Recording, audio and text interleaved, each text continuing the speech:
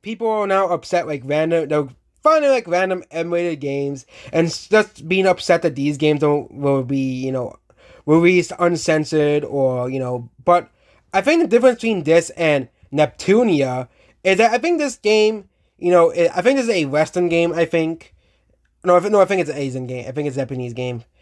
I've never heard this game before, so just tell me in the comments. So this game's called Shadows of the Damned. We mastered. I think the thing with these games, okay, is that this is a more mature game. I think this is probably made by by a developer that mostly develops games, and of course it's a re-release of an older game. Obviously, so the fans of that game will probably pick it up. It'll probably sell in around 200, 300,000 copies. Because this is an old game, it's gonna be mostly the fans of the game. Like I haven't heard of this game before, but there are of course a fan base for a lot of games that are lesser known or lesser popular. But this game is, of course, But we can also say the same about Doom or Doom Eternal. Like, Nintendo didn't censor Doom or Doom Eternal on the Switch, okay? Like, people are acting Nintendo's like this villain of the gaming industry, which is really not the truth, okay? The company that really censors games and the rest is really the ESRB, and also Sony does too, but we're not gonna, we talked about in depth of Sony censoring random games for no reason, even in Japan. Okay, like we know, like they're gonna be censoring games in China, like in U.S. they do censor games. In Germany, especially Germany, they censor games in Germany a lot. And Europe, they censor lots of games because of blood, or else they won't release there. But in the U.S., they're actually like one of the least strict when it comes to censorship. But even then, the ESRB doesn't allow certain games released in the West. Mostly Japanese anime games, those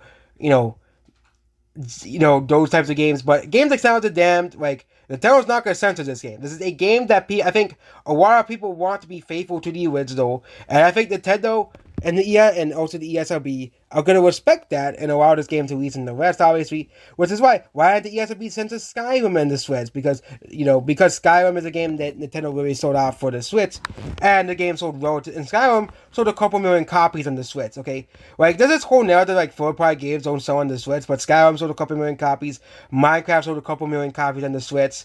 Okay. I bet a bunch of games, dude, like VT, if Crash Bandicoot and Saints Trilogy, before VT stopped updating sales, sold a million. Rayman Legends, I think, sold a million on the Switch because they poured Rayman Legends for the Switch.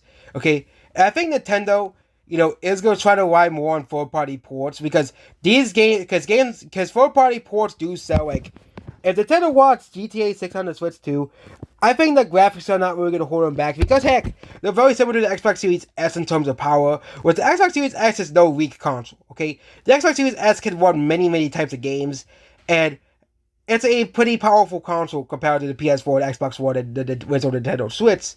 But yep, that's about this video here. Goodbye.